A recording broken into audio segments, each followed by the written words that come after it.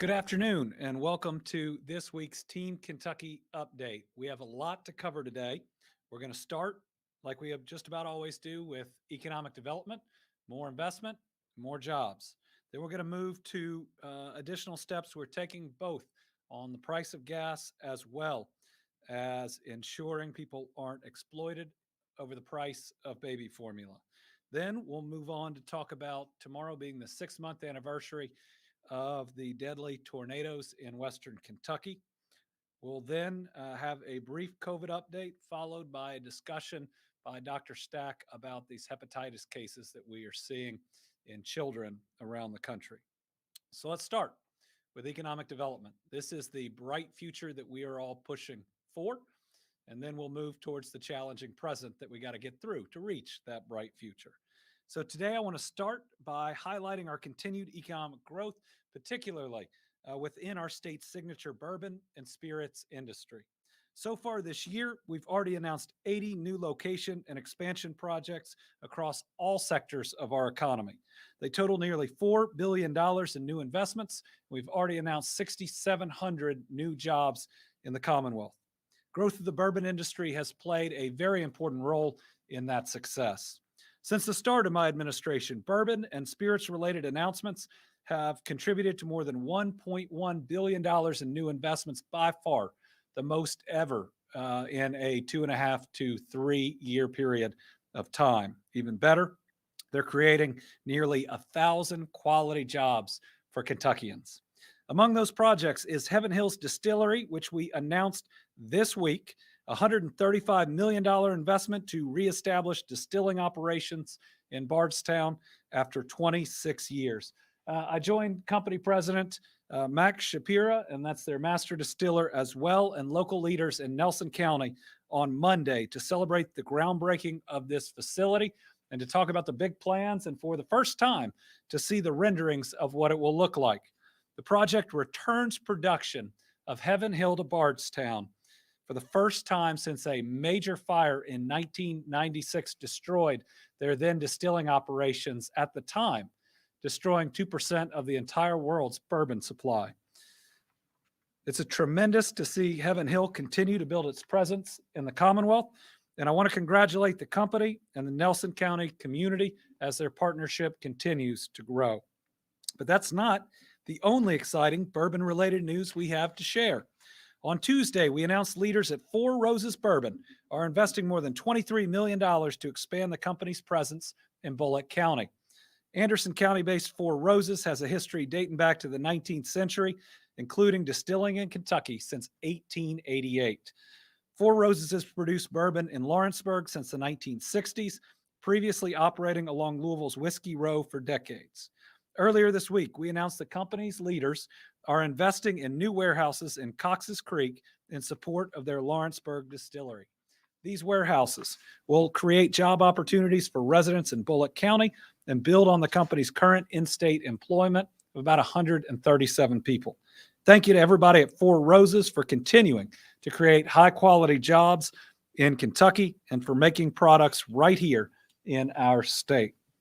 Next, I want to thank everybody who helped contribute to our record-setting economic development in 2021, where we shattered every economic development record in the books. Kentucky continues to be recognized for that economic success as industry publication Area Development awarded the Commonwealth its third Golden Shovel Award in the last 6 years. Our state was recognized in the $3 to $5 million population category for this award, which honors states attracting high value-added investment projects that are creating significant job growth.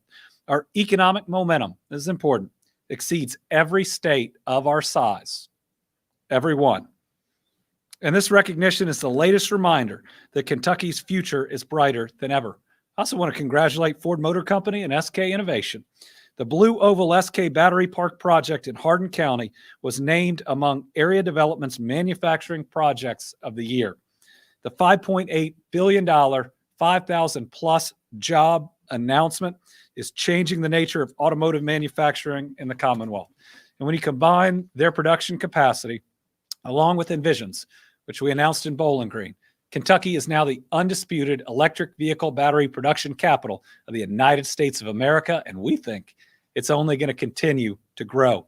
Remember, there is not a mature supply chain for electric vehicle battery production in the United States of America, so the chance for even more jobs emanating from these enormous announcements is just thrilling. They are so large, they have their own gravity, and we are excited to see all the new opportunities that will be coming our way. Finally, I'm also announcing the award of a $7.4 million federal grant for railroad modernization, a specific project that will improve rail safety and efficiency while yielding environmental and traffic mitigation benefits. This is great news for Kentucky and another boost to Kentucky's rail infrastructure. This will make it possible for tens of thousands of truckloads of cargo to be diverted from the highway to a rail line. So this grant is from the Federal Railroad Administration, and it's to R.J. Corman Railroad's Bluegrass Multimodal Freight Improvement Project.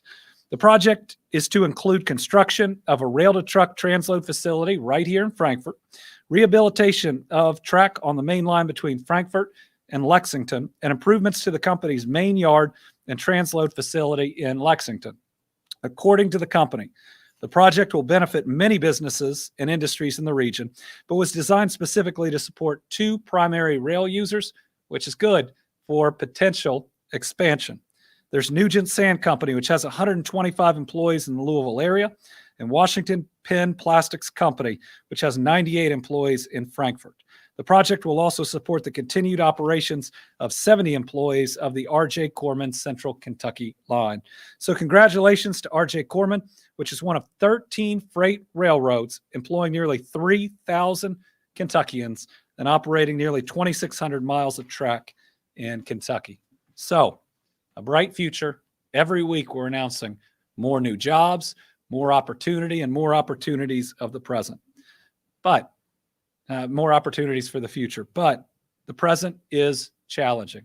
Inflation continues to make it really hard for our families to get to the end of the week and to get to the end of the month. So today, I'm going to be announcing more actions aimed at helping to relieve the financial burdens on Kentuckians. But first, I want to recap some actions that we have already taken to help families during this unprecedented time.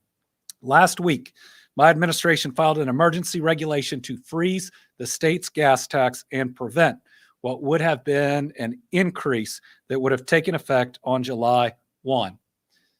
As a state, it is hard to push policies that will decrease the price of gas, that we're going to talk about one. But what we could do here is prevent an increase that was going to be caused by statutes passed by the General Assembly. And for those that don't think that freezing the gas tax is helping our Kentuckians, it's expected to save Kentuckians $35.4 million. That's important. It adds up. On top of that, in February, I signed an executive order that stopped an increase in vehicle property taxes that itself was a result of soaring used car values. That order is in effect for 2 years, and Kentuckians are expected to save $340 million for that freeze. And earlier this year, working with Representative Angie Hatton of Whitesburg, I supported legislation to cut the state sales tax from 6% to 5%. That would have actually made things less expensive at a time where inflation is pushing prices up.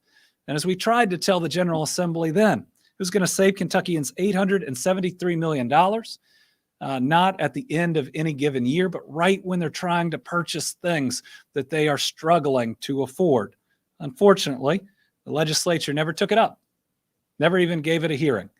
Right now, certainly if it was in effect, every purchase that people would be making at least would be a little bit less expensive.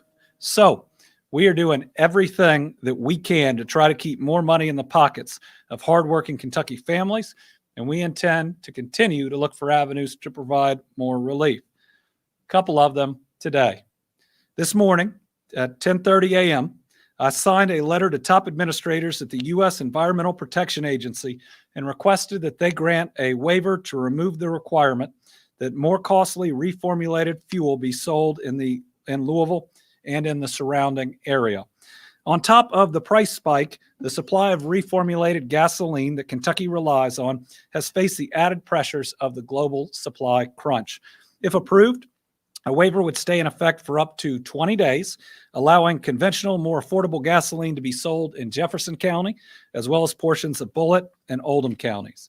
While reformulated gas helps cut down on pollution and is therefore important, during these difficult times, the reformulated blend is adding an additional cost somewhere between 20 and 30 cents more per gallon to Kentucky families who just can't afford it.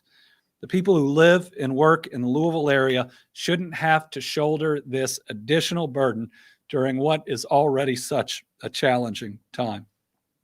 Second, today I'm addressing another area of concern by signing an executive order declaring a state of emergency over the baby formula shortage that has impacted the nation and this Commonwealth.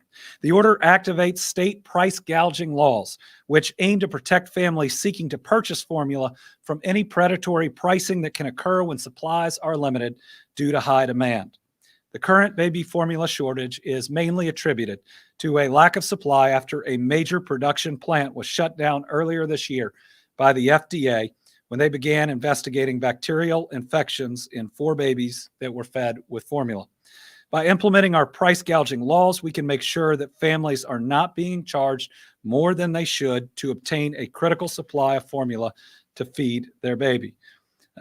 While this order was not requested by our Attorney General, and we have not received any reports of price gouging from that office, we are seeing them in other states. Other states that have taken this type of action include California, Colorado, Michigan, New Jersey, Oregon, Wisconsin, cities we've seen it in across the country. Importantly, the baseline from which price gouging is determined or judged is the baseline at the time when an emergency is declared. So we can't wait for somebody to increase the price double or triple. We've got to enter this order right now so people know that if they try to take advantage of moms and dads who are rightfully frightened, I've been there. I've been a parent that has relied on this product, that we have the safeguards already in place. I'm going to sign that emergency declaration of emergency right now.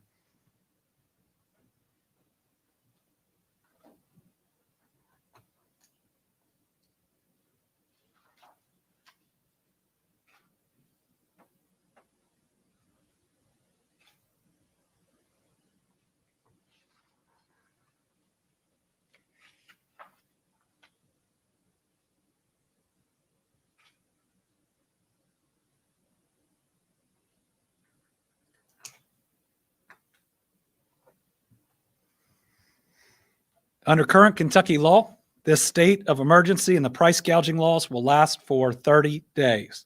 However, local and county officials can request an extension. Now, Kentuckians should report any baby formula price gouging that they witness to the Office of the Attorney General. In addition to these actions, last week we outlined 5 programs, if we can put them back up, that Kentuckians can research and see if they qualify for a little extra help. All right, we've worked to help by freezing the vehicle property tax, which has saved people tens of millions of dollars. We froze the gas tax that was set to increase, which have prevented an additional increase in gas prices. We signed this price gouging order to ensure the price of baby formula does not spike, and we're asking the federal government to remove for a period of time the reformulated gas requirement. In addition, Kentucky has these programs that people should look at. There's the Teen Kentucky Healthy at Home Eviction Relief Fund. This can provide with renters up to 15 months of past due and future utility bills. Renters and landlords ought to look at this. If you are struggling at the end of the month to pay your rent and to pay groceries, this can help you pay your rent. That frees up more money for gas and groceries. Likewise, there is a homeowners assistance fund. This was created during COVID, but still applies and can help prevent foreclosures or the loss of utility services. So if you own your own home and you're having trouble paying the mortgage at the end of the month, or your utility bill and afford food and gas, look up this program. It can free up dollars to help you. In December, the FCC launched the Affordable Connectivity Program. This is a long-term $14 billion program that can help you with up to $30 per month to help pay that internet bill. That frees up those dollars for gas and groceries. And another important resource that's out there, especially as we are finishing school, most people are out. My kids, this is their last day. There's a Kentucky Child Care Assistance Program. This can help eligible families pay for child care. You can access this information through our Connect portal. And finally, local community action agencies offer a wide variety of services. If you need help, if you're feeling the crunch, please ask. There's no stigma. People just want to help you, and there are dollars out there to do it. So please, it's not an issue of pride or anything else. I get that it can be tough to ask for help, but these programs are out there and people want to assist you. All right, now turning to the 6-month anniversary, which will be tomorrow, of the most devastating tornado event that we have ever experienced. So tomorrow I'll be in Mayfield to help recognize the 6-month anniversary of the December 10th through 11th tornadoes. Tomorrow will be a positive day focused on our rebuilding efforts as we celebrate the first fully constructed new homes that were started after that event. We're also going to continue to remember and uplift the 81 lives lost and their families and their communities. As we continue to mourn those we lost, it's also important to say thank you to the many folks who continue to help the survivors of those tornadoes, and we should continue to marvel at the strength and resiliency of those survivors themselves. After the storms passed just 2 weeks before Christmas, everyone took immediate action to assist in every way that they could.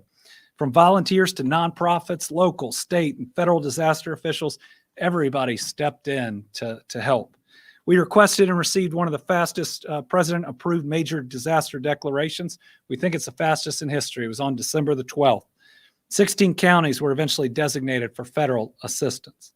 Assistance was on the way, and FEMA went door to door, or sadly, if you were there, rubble or pile of rubble to pile of rubble. And they set up disaster centers across the affected counties where survivors could access help, submit documents, and ultimately work towards getting federal disaster assistance. All the while, our transportation crews, local workers, and so many more were working day and night to clear the roads and to help haul out debris. And as Christmas approached, hundreds of thousands of toys and gift cards, more than 10 tractor trailers full, were donated and collected during the First Lady's Toy Drive, bringing light and hope to families, even though Christmas, even with all that, had to have been difficult for those families. And the country, meanwhile, showed an outpouring of support for Western Kentucky. Through the Team Western Kentucky Tornado Relief Fund, more than $52 million has been raised to help victims rebuild. To date, it's estimated that federal, state, and Red Cross disaster assistance now totals more than $193.4 million, with the Commonwealth's efforts representing more than $108 million, with more than $80 million still available through the SAFE Fund. That 108 represents both what has been provided in SAFE Act funding, as well as paid out from the Team Western Kentucky Tornado Relief Fund, and nearly 2,600 individuals, Kentuckians, have been housed through emergency programs. We still have a long way to go.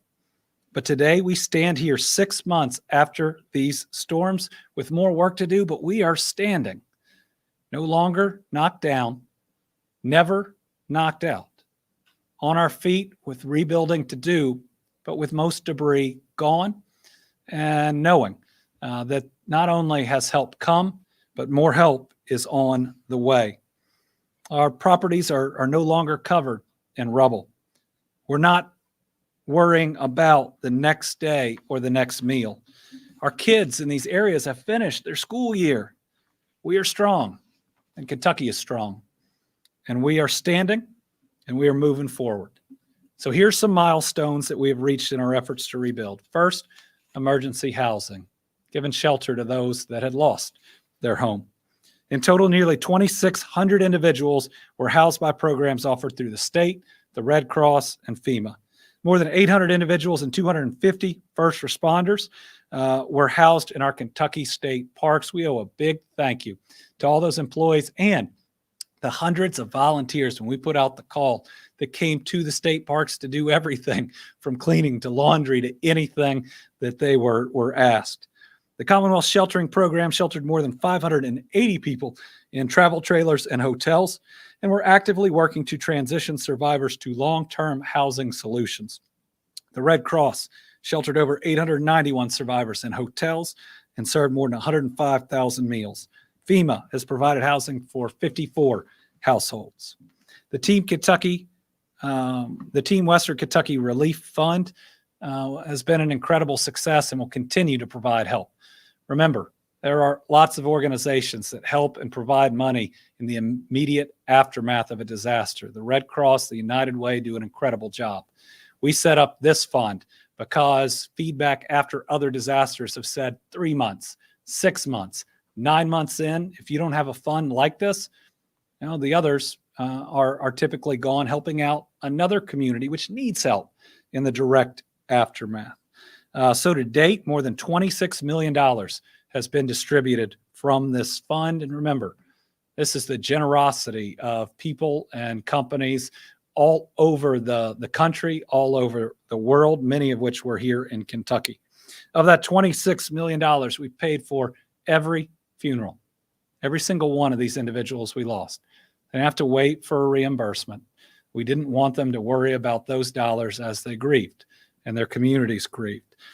We've paid out tens of millions of dollars directly to both insured homeowners, uninsured homeowners, insured renters, and uninsured renters, making sure that they have extra dollars on top of the federal assistance that they have received.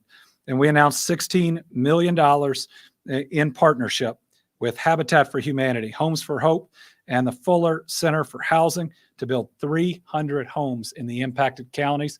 Our hope is that those homes will be built in the next year and a half. Those will be 300 families that will have that new permanent home. Additionally, the Kentucky Housing Corporation has created an interactive online database of available rental units to help survivors find long-term housing solutions. One of the challenges here is renters. It will take a longer period of time to reestablish these rental units, and KHC has been wonderful in stepping in and trying to provide them good alternatives. And remember, we like the travel trailer, but if you could find a nice apartment until your home is rebuilt, that might fit your family a little bit better. It might be in a better location for you. We just want what's best for all our people as we rebuild. The United Way and Catholic Charities have also been vital in connecting survivors to needed resources. Then there is the SAFE funds. Our West Kentucky State Aid for Emergencies Fund, approved by the General Assembly, has already approved over $56 million to provide victims shelter and travel trailers, support impacted schools and students, and provide local rebuilding assistance. $9 million has been approved for travel trailers, has been spent for travel trailers. $9.5 million has been awarded to the impacted school systems of the overall amount that was appropriated. And today, I'm proud to announce that more than $16.3 million in additional SAFE funding awards. These are being first announced right now.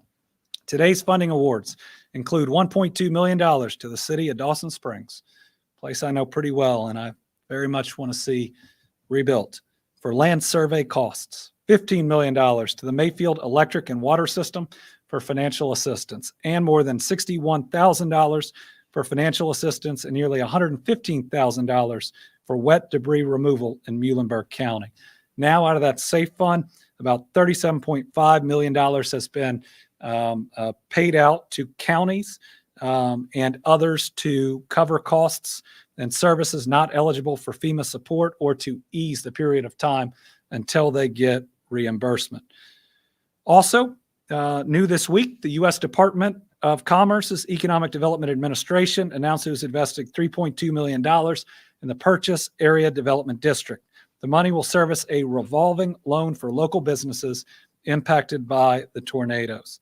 Funding will also serve businesses in Graves, Ballard, Callaway, Carlisle, Fulton, Hickman, McCracken, and Marshall counties. It's expected that altogether, this fund can help create 240 jobs, retain 55 new jobs, and generate $12 million in private investment. We continue to work to announce new jobs in this region.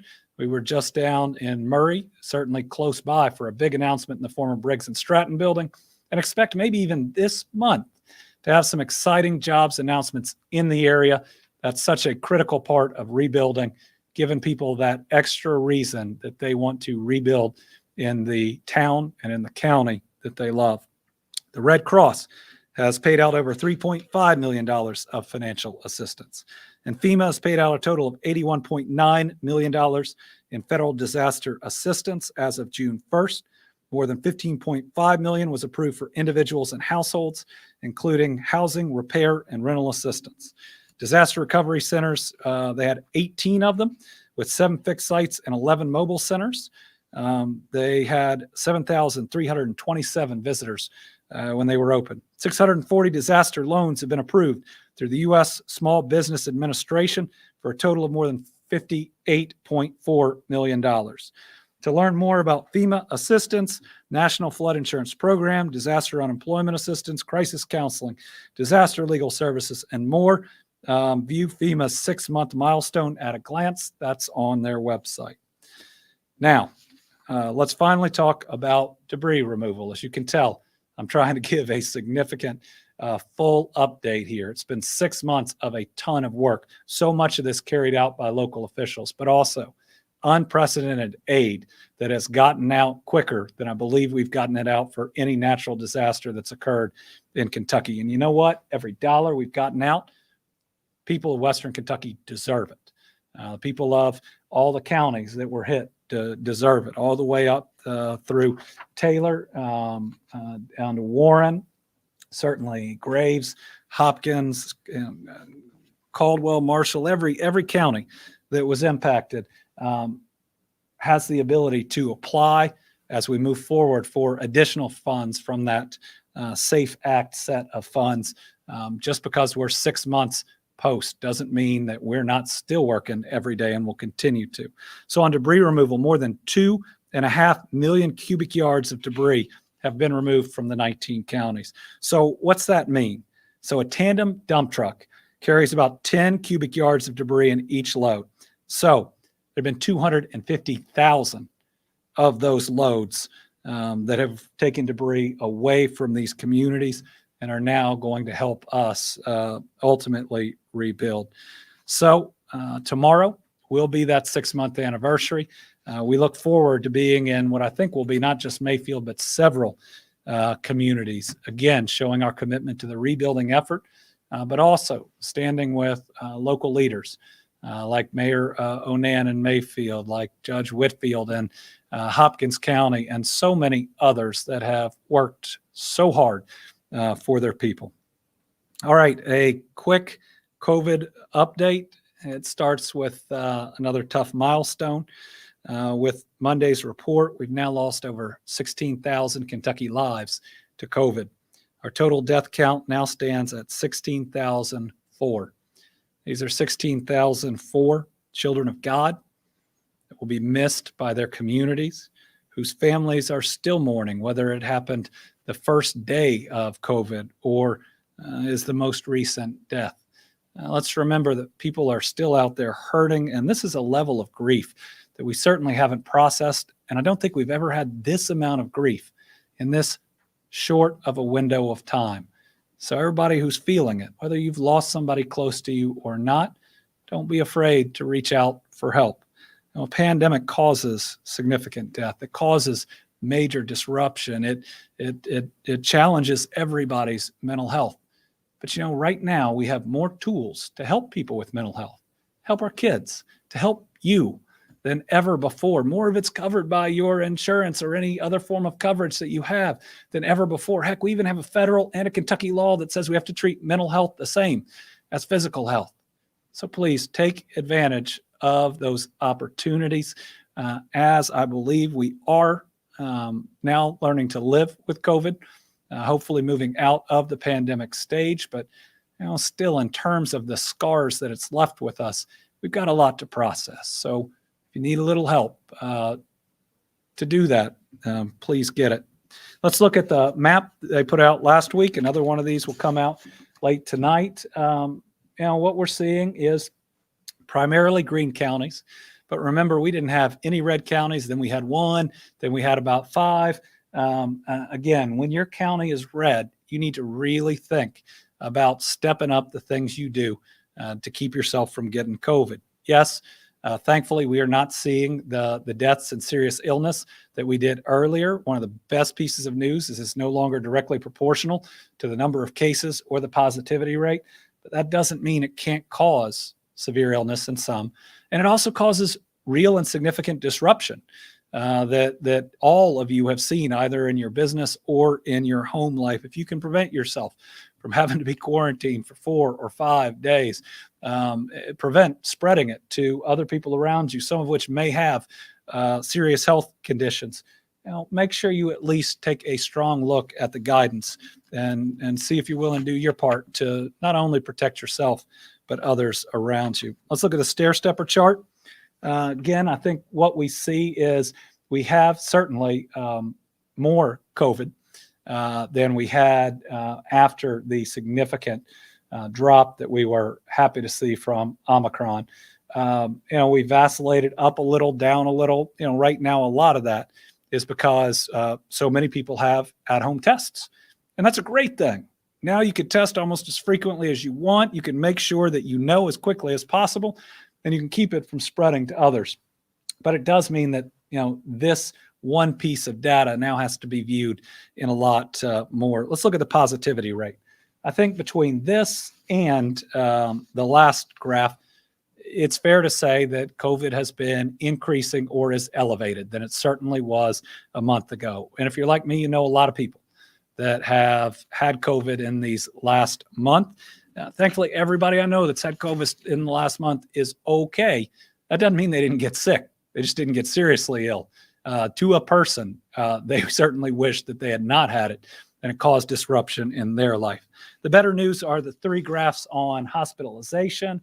Again, we saw a little bit of an uptick, but we are not seeing any significant rise in hospitalization at this point. That's phenomenal news, as well as ICUs being as low as they've been at any time in the pandemic, and ventilators being even lower than that. This is wonderful. And we hope for the rest of the time that we have to deal with COVID, whether that's learning to live with it in the long term or anything else that would happen, we want to see these graphs stay this way. One of the best ways we can do that is through vaccination. So remember, if you haven't gotten vaccinated, please consider doing it. If you've just gotten 1 shot, please get fully vaccinated. Everybody who is eligible needs their booster, and everybody over 50 really ought to go get that second booster as long as it's your time. All right, now I'm going to turn it over to Dr. Stack. He's going to talk about hepatitis cases we've been seeing in children nationally and here in Kentucky. Dr. Stack. Thank you, Governor. Good afternoon, everyone. So we could have the first slide, please, James. We're going to talk about pediatric hepatitis. So the CDC is working with state health departments to identify children with hepatitis of an unknown cause. Now, it's not unusual for some causes of hepatitis in children to remain unknown, and it's not yet clear whether there's been an increase in the overall number of children who are getting hepatitis. But there were reports of unusual cases of liver inflammation in children that started in Europe late last year and also the United Kingdom. We've now received reports through the World Health Organization of such inflammation of the liver in 20 countries at least. In the United States, there are about 274 cases to date from 39 different states. And in Kentucky, we currently have 6 cases under investigation. The children in Kentucky range from 8 months to 4 years of age. It's important to note this is predominantly being found in younger children, and the current definition for children impacted by this are children under 10. Unfortunately, sometimes children require liver transplant because the disease becomes so severe. But thankfully in Kentucky, none of these individuals, none of these 6 children have required transplant. Now, the cause, as I said, is unknown. They have excluded common causes of hepatitis. So there's hepatitis A through E, or a variety of viral hepatitis infections. They've also not found any link with autoimmune hepatitis or with COVID-19 virus. No link there either. There's no relation to the COVID-19 vaccine, which is important for folks to note. And many of these children have been under the age where they were even eligible or able to receive a COVID vaccine. There is potentially a relationship to adenovirus type 41. Now, adenoviruses are really, really common. These are the common cold effectively for everyone. These viruses are not typically known to cause liver inflammation in healthy children. And all of these children so far who have had this inflammation of unknown origin have been children who were previously healthy. Typically, an adenovirus causes mild symptoms like runny nose, cough, fever, sore throat, maybe a mild GI illness, nausea, or vomiting, or diarrhea. So this is not typical for this particular infection. If we go on to the next slide, please, James. So for the public, what should you know? First of all, this is not something for you to panic about or to get excessively alarmed about, but it is something for you to be careful about. So you want to make sure if your child shows these signs or symptoms, you seek medical evaluation from your pediatrician in a timely fashion. So the most common symptoms that would make this look different would be yellowing of the eyes or the skin. That's called jaundice. Also, unfortunately, vomiting and diarrhea are common for a variety of illnesses, but children who have this condition that's severe probably will have some vomiting and diarrhea and some yellowing of the eyes and the skin as the condition worsens. In the patients that we've tested here in Kentucky, that linkage to adenovirus has only been found in 2 of the 6. And I know it's scary when your child gets sick and you go to the hospital or see your doctor and you have questions. So I want to give you a little bit of an insight into that process. First of all, those tests for these viruses are more to help us understand the public health implications and what we can do through public health to help keep you safer. There is no specific treatment like an antibiotic or an antiviral for adenovirus. If your child gets sick enough to require medical care, they may have to be put in the hospital for intravenous fluids and other supportive care, or they may be well enough to be watched in partnership with your pediatrician with frequent follow-up visits to the office. But please understand that it is not something you can just rush out and get a test for. It is something that the pediatrician has to evaluate your child and give you a personalized medical opinion about what should be done. So we are working with clinicians across the state. We have sent out outreach information. Clinicians can report to the Kentucky Department for Public Health any case, and we would ask you to report any case that you feel could fit this case definition, and we will work with you to facilitate any necessary testing and give you access to any other information we have that can help you in the treatment of these patients. So folks, COVID has dealt us a difficult blow, but I think one thing it has shown is the importance of public health and the things we do. This hepatitis, things like the peanut butter recall, infant formula, I think show just the wide sweep of things we rely on for public health in the state. And I just want you to be reassured and know that we have a wide network across all 120 counties working on your behalf. And I'm very grateful for our governor who supports the important work we do. So thank you.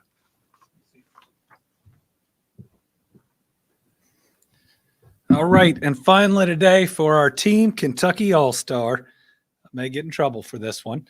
We have an All-Star who's celebrating a birthday today, our very own Lieutenant Governor, Jacqueline Coleman. Lieutenant Governor, all of Team Kentucky is wishing you a very happy birthday. We're not going to tell anyone which birthday it is. And we appreciate all you do for the people of the Commonwealth. And we are excited to celebrate you. With that, we'll open it up to questions. We've got one of our journalists that's here and several on the phone. So we'll start with Carolina. I think my question would be better suited for Dr. Stack. I imagine your question would be better suited for Dr. Stack.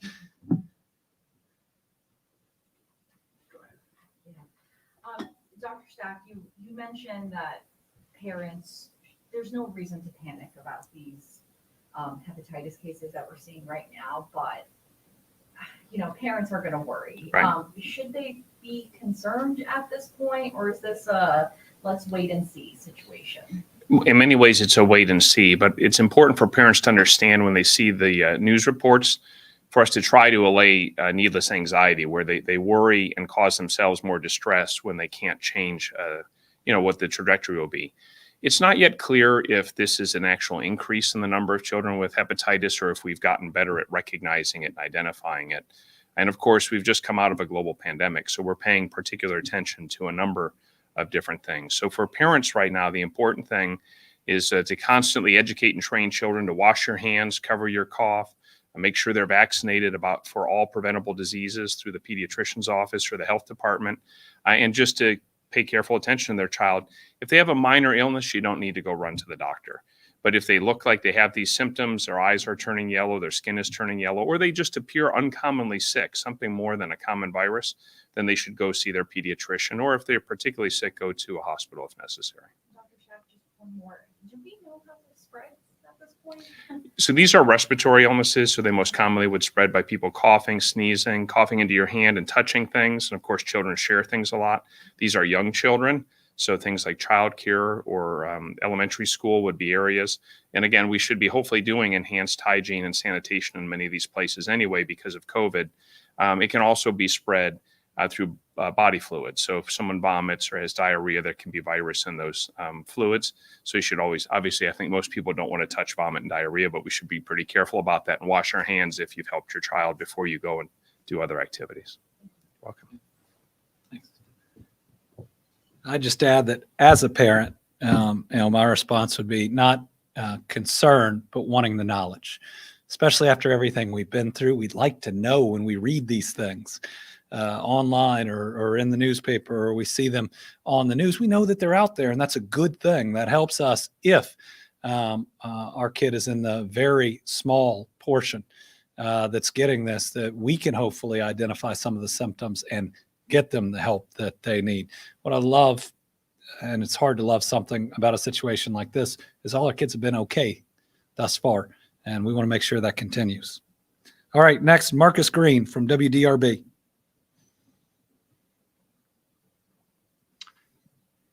Hi, Governor. Is there any path forward to limit the Riverlink rate increases, or do you think Indiana is not likely to budge from its position in opposition to that? So this is a question about the Louisville, Southern Indiana bridges that were absolutely essential that we construct at the time that they were. It ensured continuing growth on both sides of the river. It alleviated that I-65 traffic, very important to the Commonwealth and to Indiana. So because it was ultimately worked on between both states have a overall say in the general tolling amount. When the agreements were made, they never anticipated the type of inflation that we are seeing right now. And so what the normal increase, how it's indexed, it would be a significant jump. And it's more than we need. This project and the tolling rates were created to be enough to pay for the project. Ultimately, we got to make sure that those that helped us finance it and all the rest, that we meet all of our contractual obligations. But what our Kentucky our Kentucky Transportation Cabinet was able to show me is with a much smaller increase, what would be the normal minimum, we can still keep the project on track and in fact be ahead of what we need from our finances. So on the Kentucky side, we think that we should lessen the increase, especially when inflation is killing people. Not literally killing people. It's just significant on trying to pay for things at the end of the month. I believe Indiana also wants to help its people, but they are very concerned with tolling rates in other parts of their state. Well, we didn't enter this bi-state agreement with any other project in mind. And we didn't agree to be bound by any other project in either state. That's not in our compact, and no one from a separate tolling area this is about this set of bridges. To make a change, we'll take Indiana Green. And we hope that they will change their mind, given that this will now charge people more, maybe even significantly more than we need to get the project done. And that just isn't right. It's okay to ask people to help pay for a project that we had to finance at that time with the amount it takes, but it's not right at a time of significant inflation to almost profit from it. So Tom Latek from Kentucky Today.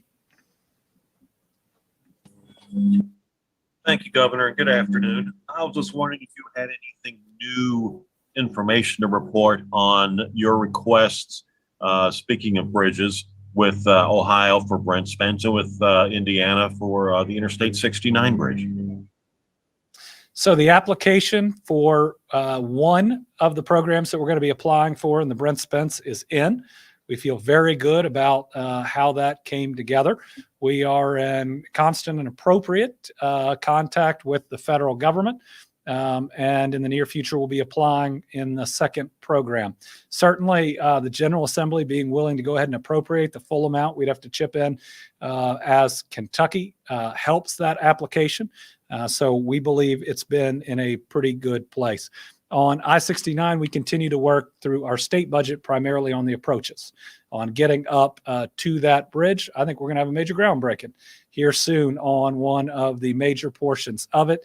The I-69 project continues to proceed. In Indiana, and I think more in their northern part, are also pushing forward on that project. So the I-69 project is, I believe, moving faster than it ever has been, and certainly moving towards where we will eventually get that bridge built, and probably it being one of the final parts and portions of that project. Jim, am I right on all that? All right. Secretary Gray is here, and he says I didn't screw anything up. Divya Karthikeyan from WFPL. Thank you, Governor. Good afternoon.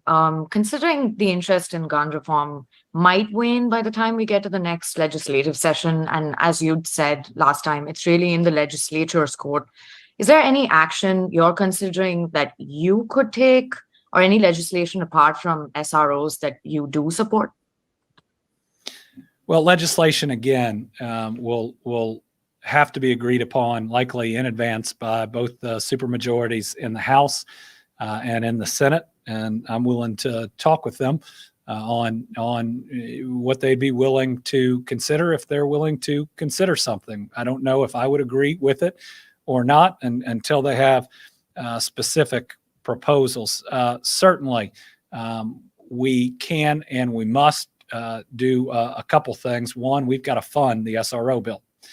Now, we have to have in each of our schools an officer trained to deal with a situation like this. It might not stop it in all circumstances, but to have someone appropriately trained in there is one of two steps that moves something from being viewed as a soft target into a hard target. And I understand that there is real dialogue about how some students feel with an SRO in school. We need to address that in different ways. But with the school shootings that we see, having somebody fully trained to respond to it is simply something that we must do with the difficult situations and the carnage that we have seen at schools with incredibly young children. Second, we got to make sure that we double down on the physical plant safety in schools. This is, I mean, in the best model, I believe right now, is to being buzzed through two doors. Everybody has to show ID. In the best world, you have the SRO that is there, especially around the entrances to the public. It can be a challenge. We have a lot of older schools in Kentucky. We need to look at what we can do in appropriating money both for the SROs and for school safety upgrades. There's certainly a school in Murray Independent, one of the oldest schools in the state, that still has, you could see the etchings for a boys and a girls entrance. But what did they do? They actually built an atrium on the front to create that system of where you had to be buzzed through and where the entrances of the school are. So there are creative ways to take even older buildings and to make them safer. I know a lot of talk is on legislation. We know that it'll be the leadership there that'll have to set any parameters. I just want to make sure we're doing everything we can, because I've got 2 kids that are in their last day of public school today. I get the concern, and I want to make sure that I'm doing everything in this interim to make sure that their school and your kids, anybody's kid's school, is as safe as it can be. Joe Sonka from the Courier-Journal. Thanks, Governor. I have some questions for you about reform-related gas, your request to the EPA. There were some Louisville area Republicans who held a press conference at 10 o'clock this morning asking you to do basically what you've done, it appears like. Was your request to the EPA a reaction to them requesting that you do that? And secondly, you mentioned something about 20 days in your request. What specifically is that 20 days? So first, no, I had not heard anything about any press conference when I signed that letter. We've been working on the letter for several days. I'm glad that it appears that we all agree that the steps should be taken, but no, it wasn't in response. However, if they support it, we would welcome a letter from them that we could submit that supports this request to the EPA. Just because we were already doing this or had already done it, and as opposed to in response, doesn't mean we won't take all the help that we can get to help people out. The waiver period when you request it, our understanding is it starts at 20 days. We're looking at what is possible after that. But my understanding under the federal law is that is the initial waiver period. We'll get you more information on that, Joe. And finally, Melissa Patrick, Kentucky Health News. Hi, Governor. My question is likely for Dr. Stack. Regarding Kentuckians who are over the age of 50 who are looking to get a second booster, what's your advice to them? Should this group wait until fall to get it as the FDA considers new boosters that combine the Moderna that combines the original version plus something that protects better against Omicron? Should people wait until fall if they can? Oh, thanks, Melissa. So first of all, right. So the most important thing is everybody needs to go out and get your first 2 doses plus the first booster. Everybody needs that. And that's still the definition for fully vaccinated. For the 4th dose or the second booster, if you have high-risk medical conditions, if you're over 60, if you are have multiple medical problems on medications, you should seriously consider going out and getting that 4th dose. Cases are rising and you want to keep your protection as high as you can. If you're otherwise young and healthy, and even if you're probably in your 50s and you have no major medical problems, it's reasonable to talk with your personal physician if you would like and ask what their opinion is. The news has covered just this last week that Moderna may have now what we call a bivalent vaccine that they're going to seek approval for that will cover against both the original virus and now also more closely against the Omicron virus. So I think if you are otherwise fairly young and healthy, so under 60 and healthy, it would be very reasonable for you to talk with your physician and ask what they would advise. And I would encourage everybody to be open to getting boosted this fall if you wait until the fall, because once people start going indoors again, think about flu season, the common cold season, you're going to want to make sure your protection is as high as you can get it before you go back indoors with people in cold months. All right. Let's just close out today by remembering that even though things are tough, we're going to make it. We have been through a pandemic, multiple ice storms, flooding, tornadoes. We have been through a lot. Inflation is hard. The economic impacts of the Russian invasion of Ukraine are hard, but we have proven that we are strong enough to make it. I'd ask people 2 things. Number 1, if you need help, reach out and ask for it. We've put up different programs that you may qualify for. If you need help, reach out and we'll do everything we can to get it for you. But the second is be kind to each other. You know, right now with these pressures, just about everything on cable news comes with the title next to it of crisis. You know, I read somewhere that the price of lumber is now too low, and that's a crisis. When it was 6 months ago, I think that we were worried that it was too high and we couldn't get anything built, and that was a crisis. We all have to do a couple things that we did during COVID. We have to breathe, and we have to make sure that we are focused, and that every single day we're doing everything we can to help one another get through the challenges of the present. What we can't do, just because times are tough, is turn on each other. Now, if we can battle a 1 in every 100-year pandemic, we can make it through this too.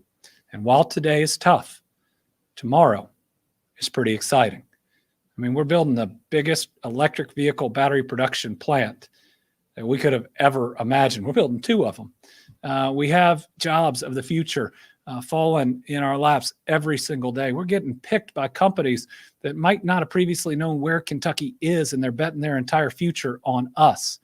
We're going to leapfrog so many other states' economies. We reported the lowest unemployment rate in our state's history. Yes, we've got challenges, but don't let those prevent you from seeing that once we push through, and we will, that there is a brighter tomorrow. We're going to make it. We're going to be stronger for it.